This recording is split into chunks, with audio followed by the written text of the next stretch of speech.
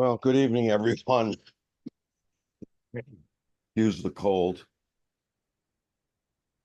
I'm Dennis Reardon, president of Mononkatuk Audubon Society, and welcome to this evening's special Lights Out Connecticut program. It's the launch of Science of Bird Migration and Light Pollution in Connecticut lesson plan. Before we start, Mononkatuk wishes to honor the indigenous communities native to the chapter area, including the Cusset, Wepawag, Quinnipiac, Tutucket, Mononkatuk, and Hammonasset people.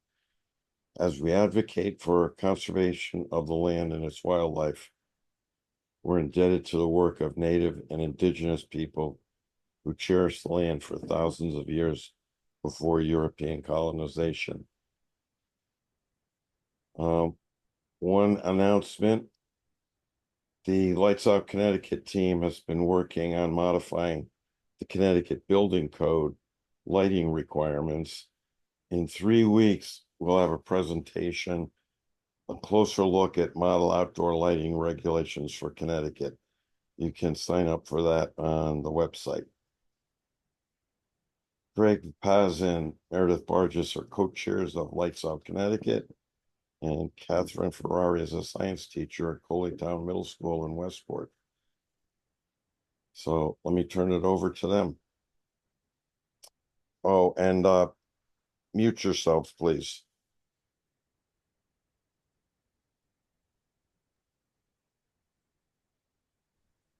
Next up is Lisa Lukowich from Hartford Audubon Society. Thank you for inviting me tonight. I'm Lisa Lukowitz. I'm with the Hartford Audubon Society. I'm a board member and I help coordinate the mini grant program. The Hartford Audubon Society promotes its mini grant program. At the end of each year, we solicit applications from the state of Connecticut at large, looking for projects that are going to benefit bird life in the state of Connecticut. We start soliciting about the end of the year and we make our decisions in the first quarter. And if you want more information, you can find it on hartfordaudubon.org. But tonight, I'm here to talk about the Lights Out Connecticut project, which was one of 8 recipients of a mini grant in the March timeframe earlier this year. And I'm so excited to hear more about the module that's been developed.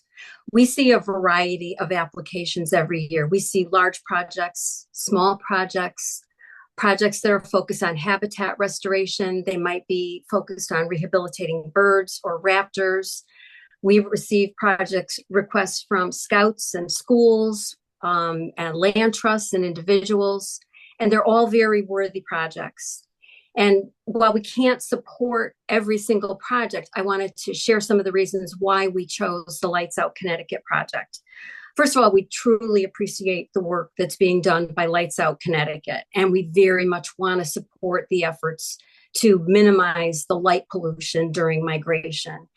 So the idea of designing or educational materials for middle schoolers was extremely appealing. It's so important to engage children and help them understand how their actions make an impact. We don't have a hard and fast process for making our decisions, but we do have criteria that guide us in our selection.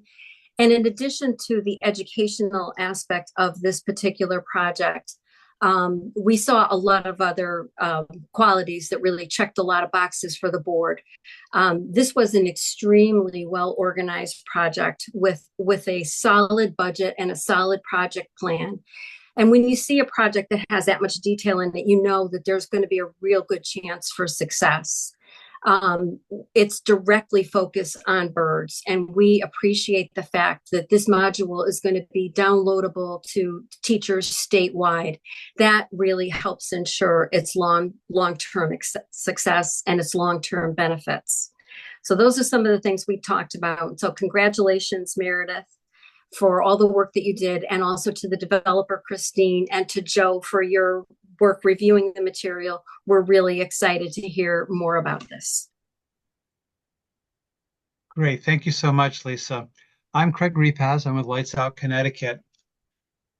We are proud to make this new learning module called Bird Migration and Light Pollution in Connecticut available to science teachers in the state for free, thanks to the generosity of Hartford Audubon Society and to the individual donors of Lights Out Connecticut. It's all the more special that the learning module was released today on the official start of the peak fall bird migration in Connecticut. Catherine, nice to meet you finally. I have a question. There's Sure. been a lot of buzz about this lesson plan in the lead up to today's launch. Can you tell us more about it? And Definitely. So what is this learning module? What are the objectives and how is it organized? sure. So I'd like to do that by sharing my screen so everyone can take a look at it. I'm hoping we can all see it. There's a PDF. Meredith did a great job of making it beautiful and colorful. So starting with the top part, it is 5 parts. It's intended for middle school students, grades 6 through 8. And it does, of course, align with the NGSS Next Generation Science Standards. So we see a bird there. We see lights along the coast, along the flyway. I'm going to scroll down and jump right into this. I'll start with those learning objectives. Basically, we're looking for students to understand how and why birds migrate through Connecticut. They will look at some Connecticut-specific species. We want them to discover how human development can negatively impact migratory birds during migration. And of course, we end with exploring solutions. Like I said, it does connect to NGSX or Next Generation Science Standards. I believe I'll be talking more about that later on. So I'd like to just jump right into the lesson itself, starting with the first part, which is a migration game. So this is really cool. This is meant to engage students, to really increase that buy-in to migration. And so it's set up that students are told they are scientists observing a flock of birds. And over a course of 14 days, they observe what happens to the flock. So they draw random cards, and each of those cards corresponds to a day. And the card will dictate what happens to the flock. So for example, the flock encounters a storm and they fly off course, or perhaps they find really nutritious food and have extra stamina to fly the next day. So by doing this, we're exposing students to some of the threats that birds face, some of the advantages that birds face, and we're also prompting them to ask questions, which will really help to kickstart the rest of the lesson. We want students to be thinking, we want them to be asking their own questions to then investigate and answer those questions. So I'm going to keep going here and jump into the second part, which is exploring. So in this part, students start to explore what migration is, why do birds migrate, where are they going, where are they traveling to, why do they make this journey? And hopefully it starts to answer some of the questions they came up with at the end of the game. So they will be watching a video, and they'll also be investigating the Connecticut Audubon website to specifically see some birds that migrate here in Connecticut. Okay, I'm gonna keep scrolling. Here we are. There is an optional extension. You can use Birdcast if it's specifically during peak migration. That would be really cool, especially this fall if this lesson's used in classrooms. Okay, parts 3 and 4 explain. This is really getting into the meat of the lesson. This is how we are showing and incorporating that anthropogenic human development piece. So in order to do this, students are creating models using maps. So the first map they create is basically a flyway map. They're picking a species that they already learned about in the previous lesson, and they are going onto the Audubon Bird Migration Explorer, and they're seeing where this bird migrates to and from. It's a cool website. There's a timeline along the bottom, so you see the timeline moving, and you see the birds, or it's really dots, but kind of traveling up and down the coast. And so they're creating this model like to establish where the birds migrate in the spring and in the fall. Then we start to tie in the human threat. So we're really looking at 3 in this lesson, and they are, let's see if I have them. I'd have to go into the handout, which I can do. Yes, here we go. So here's a map that they're working with. So 3 of the threats are light pollution, building pollution, and loss of habitat. And there are maps available for students to click into. They'll see where there's the most, for example, light pollution or the most buildings concentrated. And they're sort of taking that new map and overlaying it on top of the flyway. So that way they're seeing where the birds are experiencing the most threats. And I really like how this is set up because, actually, let me go back. There we go. I really like how this is set up because it's intended for the teacher to give different groups of students different maps. So there's room for differentiation there. And then also for the students to work collaboratively. They're looking at each other's maps, not just their own maps, in order to understand the threats that birds are facing. So I really think that's a really key science idea. Sorry, I'm getting a little lost here. There we go. All right, so then there's an explanation part that takes us one step further, and it's like, why do we care? What's the implication here? So at the end of the map making day, students are asked to predict how light pollution, buildings, and habitat loss affect populations, and these should hopefully say that it's affecting them for the negatively, birds are dying. And this is when we're getting into the sad mortality piece. So for that fourth day, here we go, threats in bird populations, students will explore websites such as dBird. They will see data which shows where birds have collided into windows, where there has been bird mortality or bird injury. And hopefully they'll come to realize like, oh, wow, the birds are flying along this pathway. This is where, for example, the lights are, and look at the mortality or the injury that's happening along that pathway. And the idea is really, we don't want to tell students these things. We want them to figure it out for themselves. We want to be giving them the pieces to help them then make that realization. So that's why it's kind of set up sequentially in these steps. Finally, there is, of course, a solutions element to it. So this is part 5, extend. And this can be individually with a partner, but students are asked to first of all, think about like, why is this important? How does this affect ecosystems? How would the lack of birds be negative for ecosystems? And then of course, to investigate some solutions. So there is a short reading here for them about different programs that are already established, for example, like Lights Out Connecticut or the Yale Friendly Building Initiative.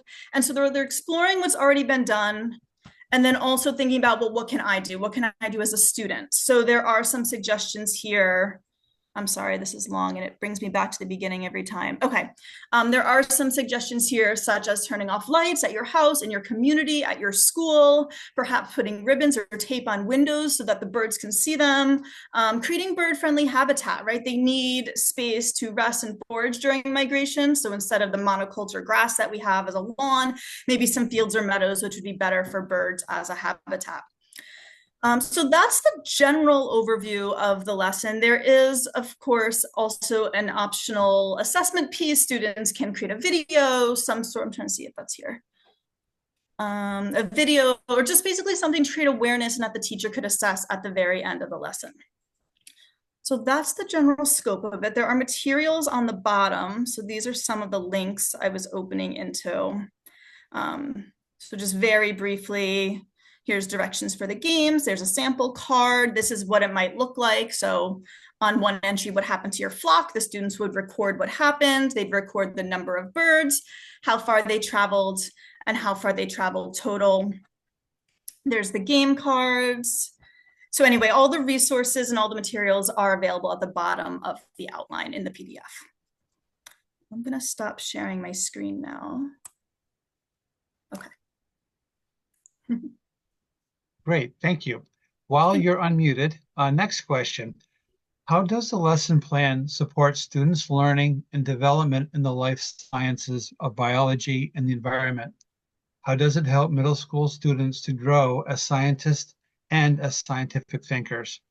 Yeah, definitely. So, I mean, it definitely includes elements of life science, biology, and the environment. We're studying migratory bird populations here, both generally and Connecticut-specific populations. They're learning about the journey. They're learning about the insects and worms and food that the birds are foraging on. They're learning about how birds navigate their migration. So in terms of cultivating the students as scientific thinkers, I really think it comes back to using data from dBird, from Audubon. They do pull in some data from New York Times, and then using that data to make models, and then using those models collaboratively. They're working together to fully understand some of the different negative impacts here. Great, thank you. Sure. Meredith. Environmental sustainability and conservation are topics that interest many young people today. Studies show that young people are caring more and more about our planet and its non-human inhabitants. This is the first educational tool that Lights Out Connecticut has created for young people. Can you tell us why this lesson plan was created for this age group, why the focus on reaching kids, and where did the idea of creating a lesson plan for middle school science classrooms come from? So, Lights Out Connecticut, since we were founded, we've mostly been doing public education outreach to adults. And but we also engage young people, including at Coleytown, through different eco-justice squads that have raised money for Lights Out, and through different young people who we meet when they come to our tables at different events.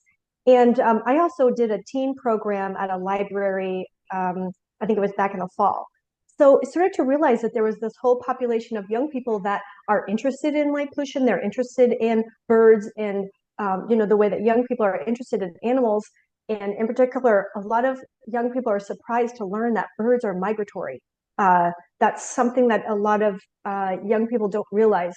And so this idea came about that there was a way to reach people, reach young people through their classrooms with a learning module. I've heard of learning module. I'm not an educator myself, but I've heard of creating learning modules for especially classrooms, but also for homeschooled young people, and then young people who are learning in different kinds of environments. So it was sort of just an idea that was sparked off, and we decided to apply for the mini grant. But as Lisa said earlier, is that really young people will be part of this change that needs to happen of our relationship to the night sky and our appreciation of what does the natural night sky environment look like, and what is happening around us during migration. I mean, today is the first day of peak fall migration, and most people don't realize that. Here we have, hundreds of thousands of birds flying overhead, and not only are people not always aware, but once they find out how far birds are traveling, people and young people especially are really, they're curious and they want to learn more.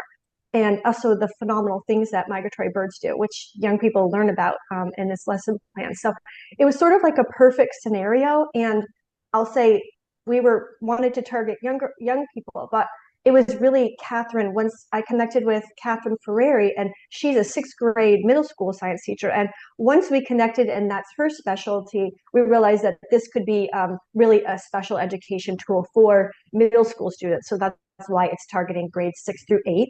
But there's potential, to expand it, with maybe reach out to high schoolers or adapt it even for adults. The potentials are there, but it was really as a result of Catherine and her specialty. Great, thank you, Meredith. Sure. Catherine, the lesson plan begins in part 1 with an interactive game that engages students in creative learning about bird migration by simulating migration journeys of flocks of birds through Connecticut. Through the game, students learn about many of the difficult challenges and also helpful advantages that migratory birds can encounter during their journeys. Can you tell us more about the game? Why is this important for students to learn through games and play? Yeah, so I'm going to go back to sharing my screen for this. And I'm actually going to pull up some of those materials in the game that I didn't really get into in my first round. So here we go. Here's our directions. So essentially, like I said, this starts with a game. And this is really important because we want students to be engaged. We want that buy-in piece. We want them to care about what they're going to be learning about next. So like I believe I said before, we're kind of setting them up. They're scientists. They found this flock of birds. They're going to be tracking them. So they'll get a journal, a migration game journal. They'll cut out some cards and draw the cards. So I'm just going to scroll down a little bit more to find the journal. There we go. Nope, there it is.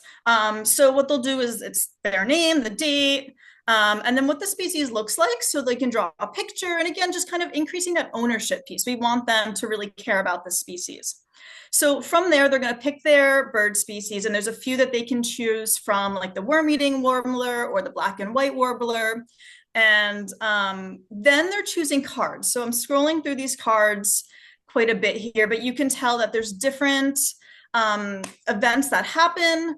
You can see that as a result of those events, sometimes the flock will decrease, sometimes the flock would stay the same, sometimes the flock would increase. Meredith, I didn't know this, but she told me that sometimes flocks will combine. And so we added that as an element to this game. So we really tried to draw from what really happens in real life.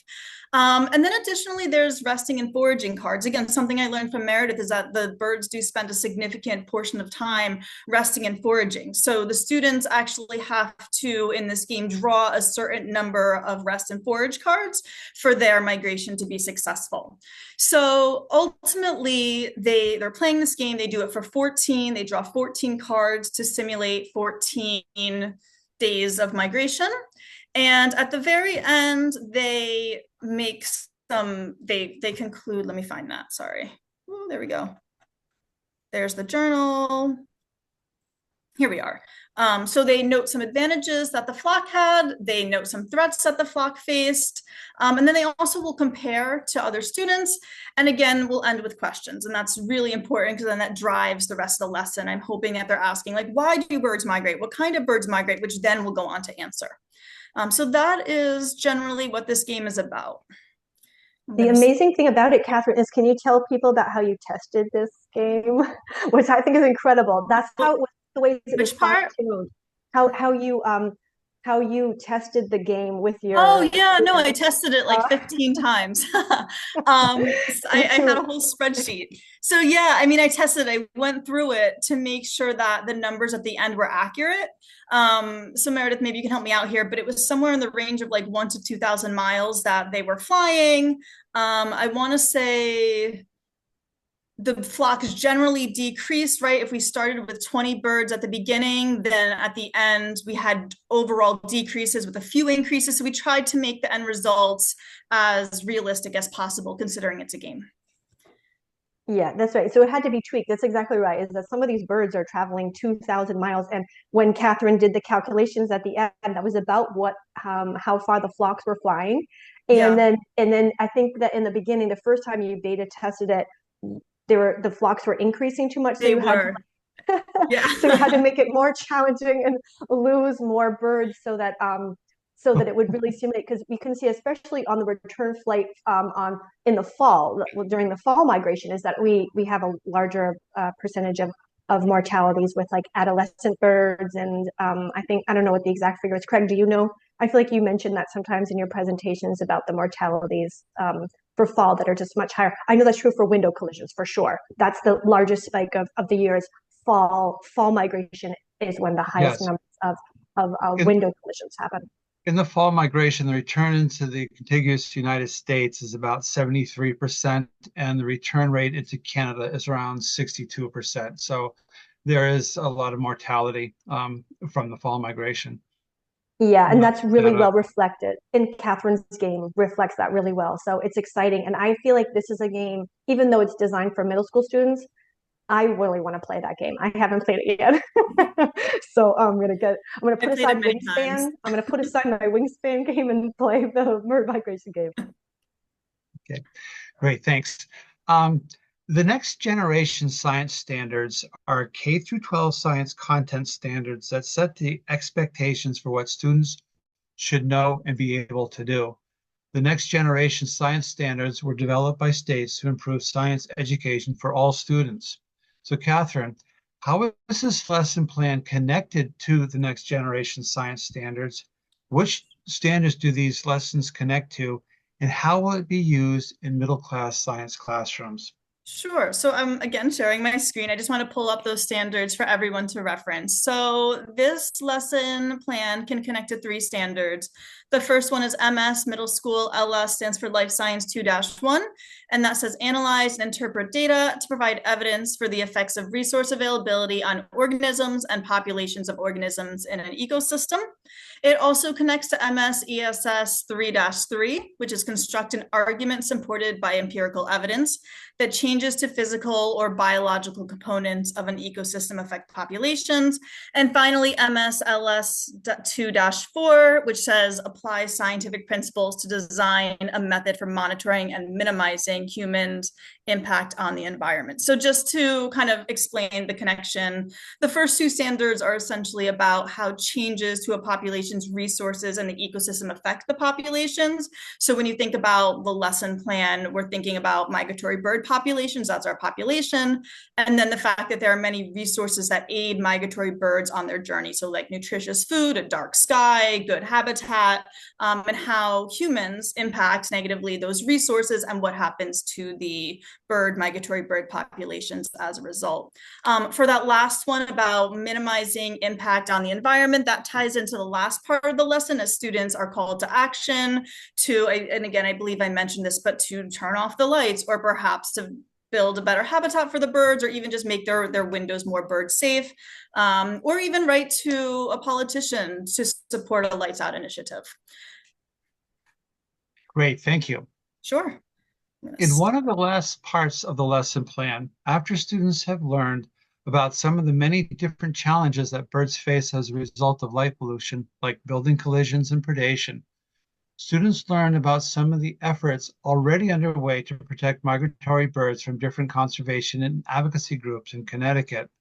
For example, they learn about the building collision monitoring happening at Yale University's campus, which has documented thousands of bird strike victims. They learn about efforts by Audubon Connecticut and Connecticut Audubon to protect the summer nesting grounds and stopover points for migratory birds. And they, of course, learn about our efforts by Lights Out Connecticut to educate the public and pass better lighting laws. Students are always asked to come up with their own solutions to reduce challenges to migratory birds, solutions that they also ask to put into action. Meredith, can you give us some examples of the kinds of activities and projects that students and classrooms are invited to take part in on behalf of migratory birds? And how does the lesson plan help students become more knowledgeable about migratory birds and also find ways to actively help to protect migratory birds from light pollution during their journeys?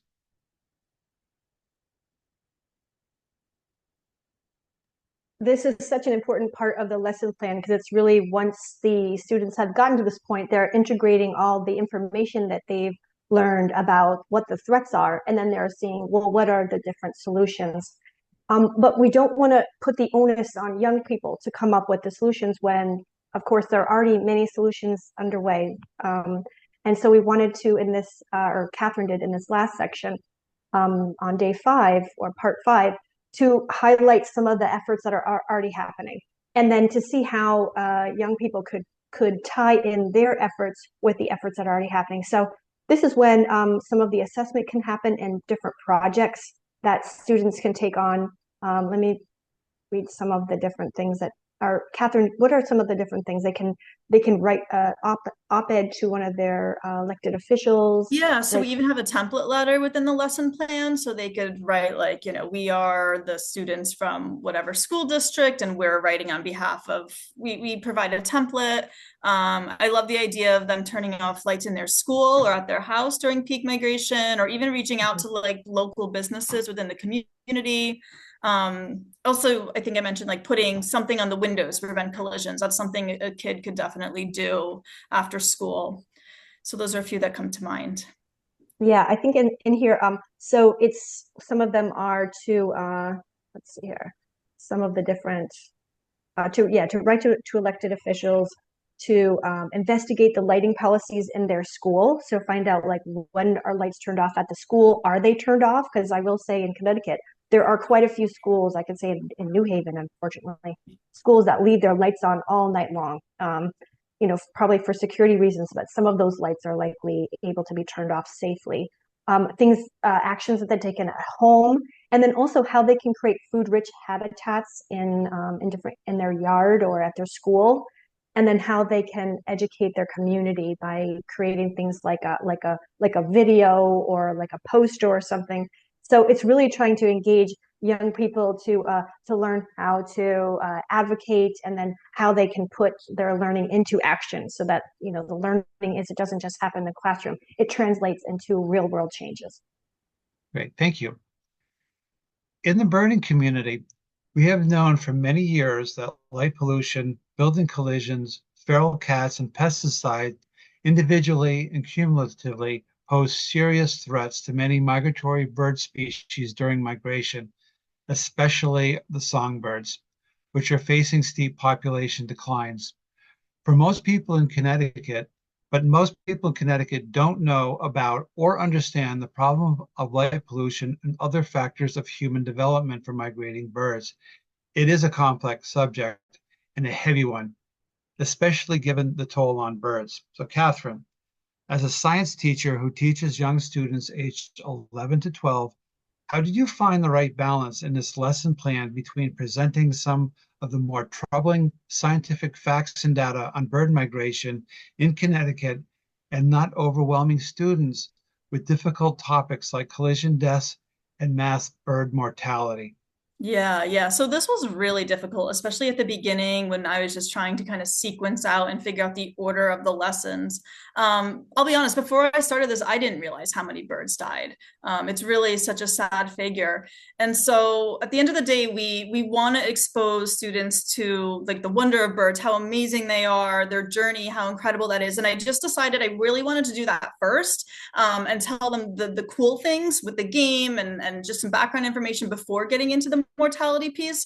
But that being said, like I do think we need to be true with students. We can't hide something like that from them. So the way I decided to do it was, again, kind of present the wonder of birds to begin with, eventually leading into the human's effect on migration, and of course the mortality piece with D-bird and how many birds are dying, but then to really quickly jump into solutions. So if you think about the lesson plan, part 4 is kind of that mortality piece. Part 5 are what are we doing to help? Here's some really cool organizations that are taking action. What can you do? So just framing it in a way that, yes, this is a problem, but people are taking action and kind of leaving them with a really hopeful outlook. Great.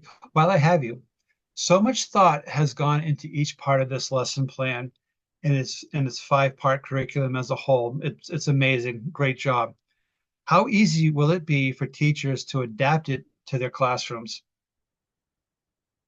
Yeah, so I think because it connects to those next generation science standards, teachers who are teaching those life science or environmental science standards could easily incorporate it.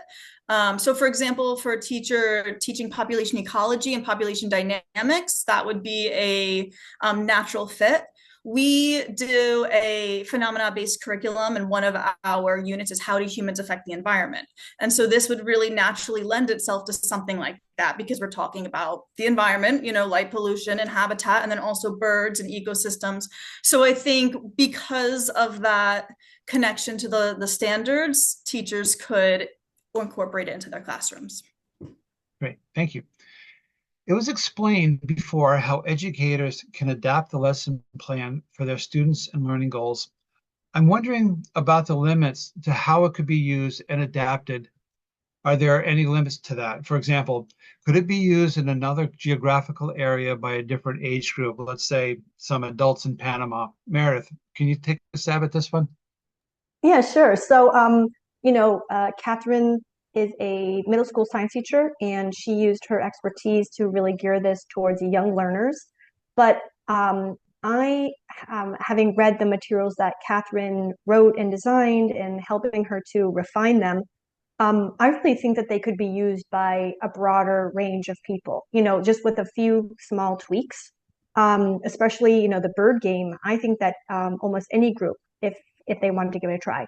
I actually think it would be fun if there were a group of adults who wanted to try out this learning, because it's a 5-part, and so it would really be a scenario where you have a group that wants to spend some time and dig into this, either like for a week long or otherwise.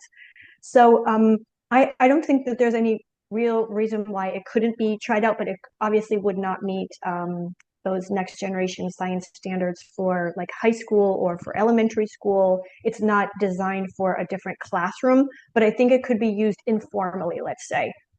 with the high school students who maybe really want to learn more about bird migration and come up with ideas. They certainly would be able to get a lot just because of the way that Catherine designed it. I think it has a lot of dynamism and flexibility, and it really taps into people's imaginations, young people's curiosity, the way that the questions and the promptings that it asks. So it's really about exploration and about investigation. It's really exciting. So I don't think that there's any reason why, informally it couldn't be used. And I'd love to try it out. So if there's a group that wants to give it a try, let us know, and we'd love to hear what the results are. But the only particular thing I'll just say is that it is designed for Connecticut. So these are birds that are migrating through, and it connects through to information about Connecticut. What are the birds that are in decline and things like that. So there would probably need to be one or two tweaks for it to be geographically located in a different area. Like if it wanted to be in like maybe another New England state would be very relatable. But if you're all the way in, say, Texas or California, you're going to have to, they probably have a lot of those same warblers, but they might want to just make sure that the birds are the right choices. Because like Catherine said, there are 4 birds that students can choose from. It's like the black and white warbler, black-throated blue, the worm-eating, and the Blackburnian. And so I think they have all those in California. I'm not an expert, but they just want to probably just tweak it geographically for that area and 1 or 2 tweaks. But otherwise, I think it's could be very relatable for adults and people in different areas. Great, thank you. Okay, a question for both of you. What do you hope will come from students completing this lesson plan, and what do you hope classrooms and each young adult will come away with? Should I start, Meredith? Take a turn. Okay. Yeah. I mean, I just feel like fostering an understanding and an appreciation for birds and wildlife is so important at a young age. So like for me personally, I went hiking in the Adirondacks as a kid, and I did the 46 high peaks. And that was kind of my like exposure to nature and my wow factor. And that led me to study environmental science and biology. That led me to get into conservation science and become a teacher and work with awesome people like you. So I think starting at a young age and exposing them to these magnificent creatures, because they're our future, right? Like they're going to go on to become teachers or engineers or architects that might influence the building. So just, I guess that's my answer. Just helping them to understand wildlife and nature. Meredith? Yeah, I think very similarly. I think, young people, when they learn about migratory birds, and how tiny they are and how, resilient and courageous they are, making these massive journeys, sometimes across the ocean. They'll fly across the Gulf sometimes, some of these birds, and that they're so just that they're so incredibly miraculous. So I think young people will spark an interest to like learn about, well, what's around me, I'm hoping. But also with the light pollution piece is that light pollution, unfortunately, for young people today, and sometimes when I'm doing like a table, I did Earth Day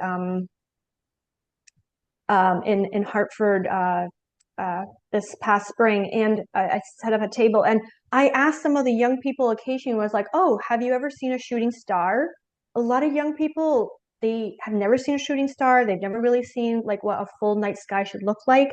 This current generation, because of the amount of light pollution that has been created, especially with the advent of so many LEDs, these cheap light sources, that the night sky over the last 30 or 40 years has dramatically changed. And so I think for young people to realize that the night sky is actually not supposed to look like it does now, like a big gray cloud, a big gray kind of fluorescent cloud, it looks like, without stars. Like it's supposed to be a beautiful habitat for birds and for us to see stars and to like just notice it, because I think that's one thing with like light pollution is once you start to notice it, how many lights are on, you can't stop noticing it. It's actually it's something that you can't stop seeing.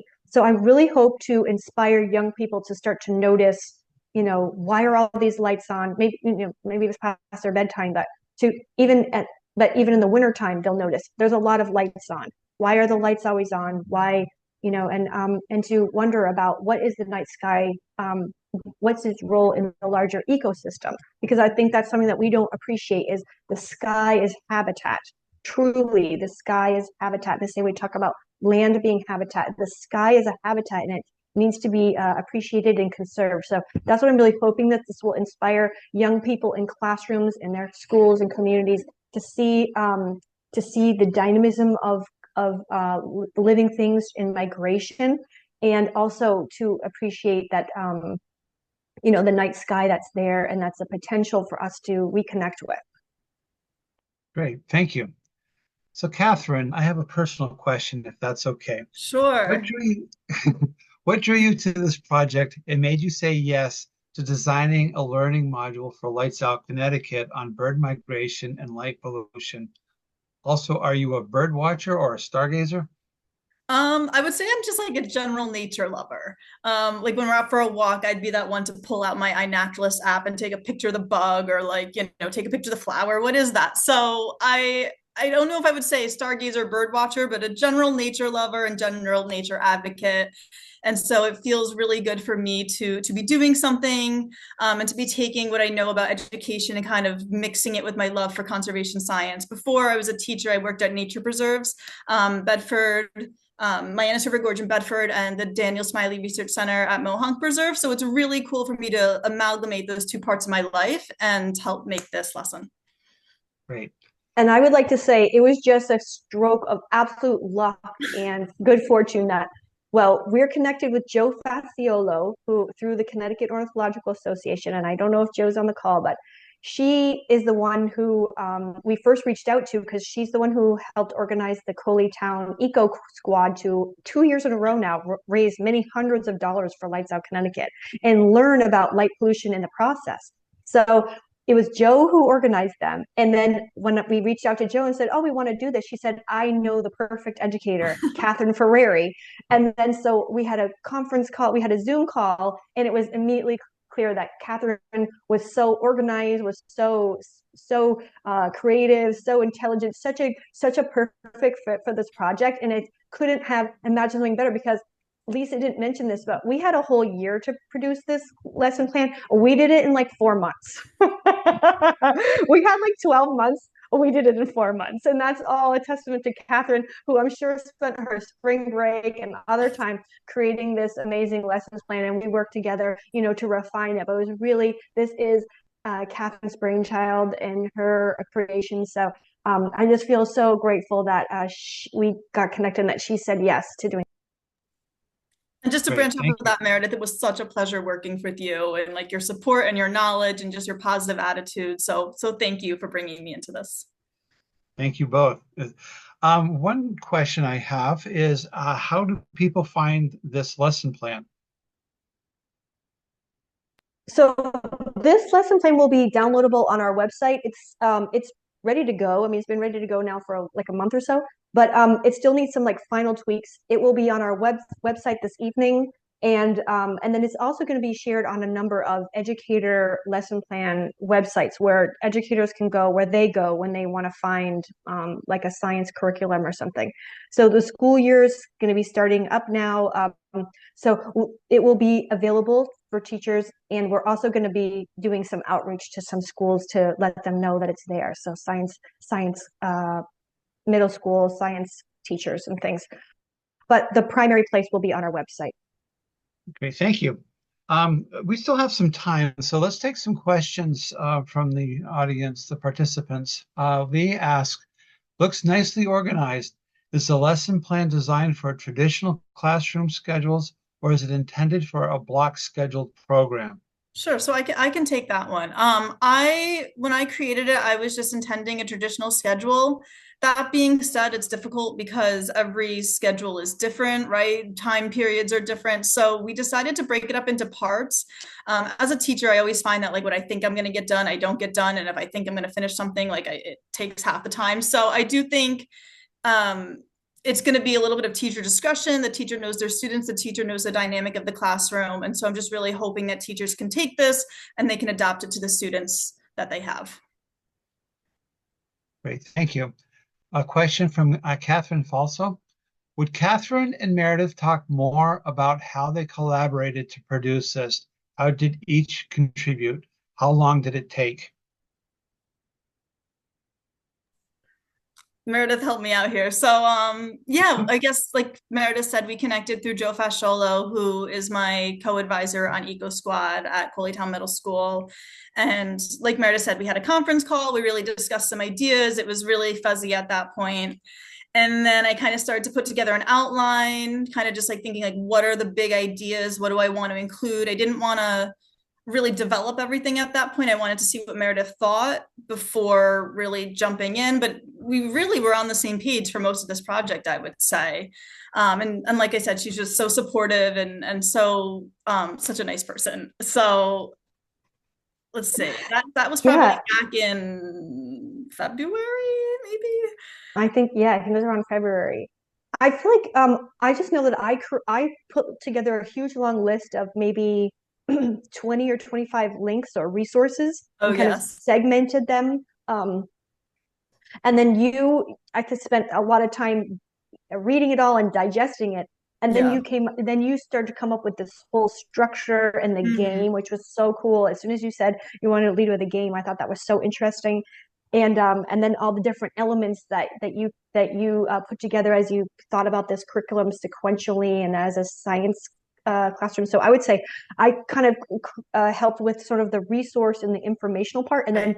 Catherine took it all and then creatively develop the curriculum out of it. And then Right. I would just help refine it as I would just read it and say, oh, like this is a good way to phrase this, or, and then different things like that. But I would say, yeah, it was more like, you know, it was sort of like just I was trying to help support on the wings, and say, Right. to use a bird Yeah. pun. And one thing I was thinking about too is just how students learn differently, right? Some will read, some like to watch a video, some like to have more hands-on. So I try to include elements of all of those things. So starting with the game, you're touching things, picking up cards, writing, or then the next part's a video, and then you're drawing a model, and then you're reading something. So just keeping in mind like that all students learn differently and trying to include those different elements, which Great. Thank Well, you. we have a minute here. I want to give a shout out to a Lights Out Connecticut volunteer, Janice Ross, who proofread the PDF. She is the one who read it, and she gave us some good feedback. She's hoping, I think she's on this call, that was hoping that it would get used by her, I think it's her grandkids in school. But yeah, hi, Janice. Thanks for your help. It was really nice to see it polished and put the final touches on it. So thank you so much for your help with that. Great. Yes, thank you. Another question from Lee. What flexibility do middle school teachers have to select and incorporate a lesson module like this into their course of study? right. I'll take that one. So it's hard for me to say, honestly, because I do think it is very district dependent. That being said, I'd like to think that if a teacher is teaching those specific standards, they could loop something like this in or take pieces. Because really, I mean, it's a 5-part lesson, it's not super long. So I do think there is room for including it in a curriculum. But again, it's hard for me to speak to other districts and how those work. Okay. We have a question from Beverly, which she's bringing up a very sore subject. Does the game include and mention the risks that migrating birds face from outdoor cats, especially during times of resting and foraging for food? So one of the cards, or at least one of the cards, maybe a few of the cards, I don't remember off the top of my head, but are birds die from cats, household cats? Yes, so that does come up. I don't know if we specifically said during resting and foraging. I don't believe so. But that'd be something to think about. I mean, maybe we can somehow kind of combine those cards. It's a good idea. I'm looking at it right now. I see it here. One of the cards from the game says flock encounters outdoor cats. And it Yes. says, after taking off at sunset, the flock flies for 4 hours, at 30 miles per hour, and they're disoriented by artificial lights. They land in the trees in a large residential neighborhood. And in the morning, 3 birds foraging for worms and insects on the ground are killed by cats. Oh, So it's like it's a kind of a long draw. This is one of the more involved cards. Some of the cards are really simple, just like heavy winds, but this one is really involved where they're disoriented by lights. They land in some trees in a large residential area. they're foraging for worms and insects on the ground, and then they're killed by cats. So that's a -3, a change in flock number. That's just one of them. But I think it's like quite a few. There's at least one. No, there's at least one. Okay, thank you. Donna Summers asks, do you have a flyer or poster as part of the module that summarize the issues and what we can do? It would be great to have access to something to share with a neighbor, for example. Well, I can say Lights Out Connecticut has a poster. We have brochures and posters. We have a lot of information on our resources page on our website. This particular classroom module doesn't, but students are invited to create one, right? Is that right, Catherine? Yeah, so students are encouraged to create it and then share it in their community. So you never know, in your town, if you're lucky enough to have a middle school classroom that does this module, then you might see a poster that they create. But if you are looking for a poster that you can share with your neighbors about light pollution, you can look on our website. So that's lightsoutct.org. And you can download it and print it, and you can print our brochure and everything. Great. One last question. This is from Janice. Are you going to make lesson plans available to private schools? How will it be marketed? How is this going to be available?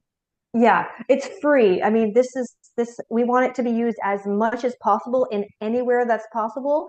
I mentioned homeschooled kids, private schools, if they wanted to use this, like the what is it, the New Haven County Day School, what's it called? Any school that wants to use this are totally welcome, whether they're interested in meeting those NGSS standards or if they just want to use it as part of their learning process, like a Montessori or a Waldorf. I could imagine really any middle school of this age group could use it. In marketing will just be, because it will just be an issue of, our human capacity of like how much outreach could we do. But Janice, if you want to help us put this out and reach middle schools and private schools, we would love to have that kind of assistance. So are there any other questions? These are great questions, by the way. Al had raised his hand earlier. I don't know if he has a question. Okay. Al?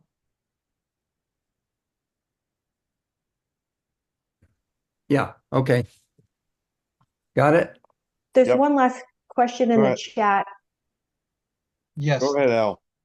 Yeah, thank you. First of all, I'm just so impressed by all the work that everyone has done. This is really terrific. I have never seen anything like this before.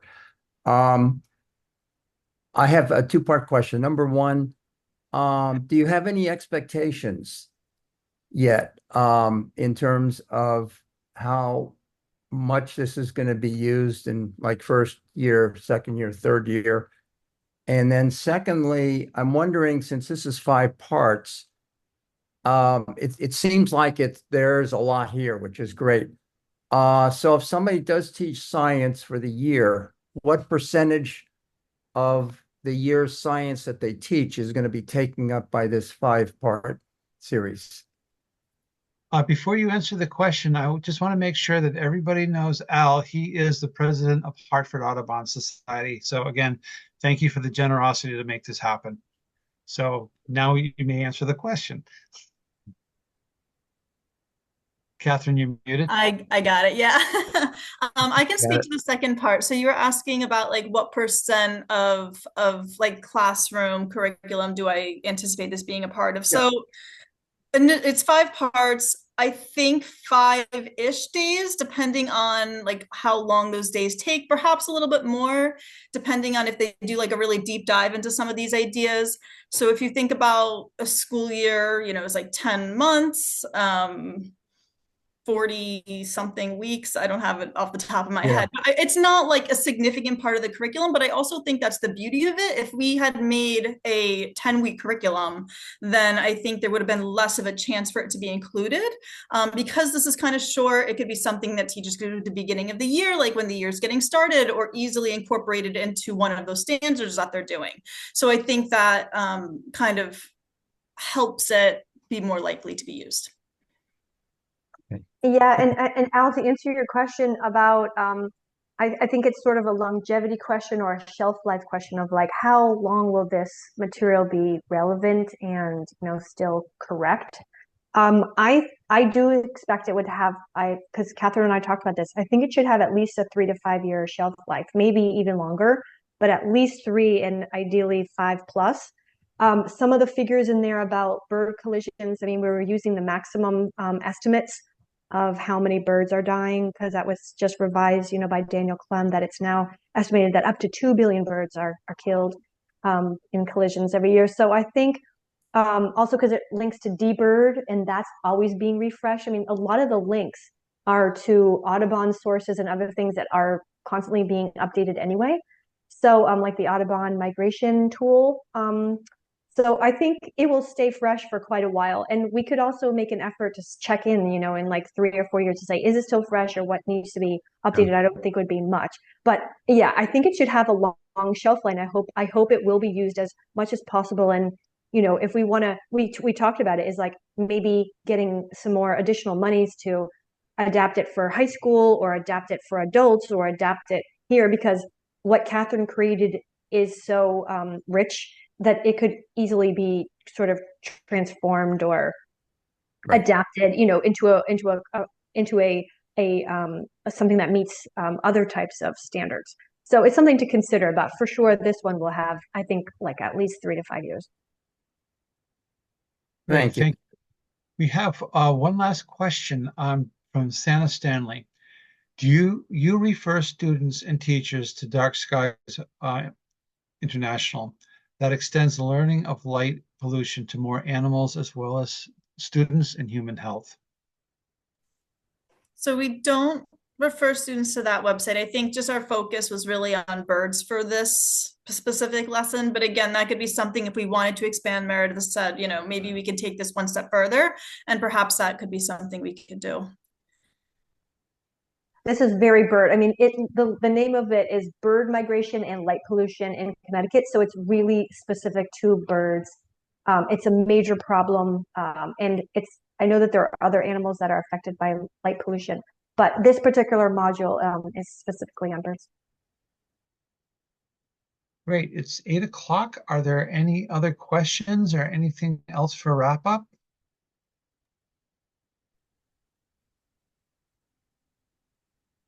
Dennis, I'll turn things back over to you. Thank you so much. This was wonderful. Incredible job. Thanks, Craig. Thanks for being our MC and interviewer. I appreciate it. Yes, indeed, this was wonderful. And thank you all for joining us. I will send out a link to the recording and some links to some of the topics we talked about. I'll send it out tomorrow. Meanwhile, check out the Mononkatuk website for the next Lights Out webinar on the building standards. And thanks, everyone. Thanks, Lights Out team. And good night. Thanks, everybody. Bye-bye. Thank you.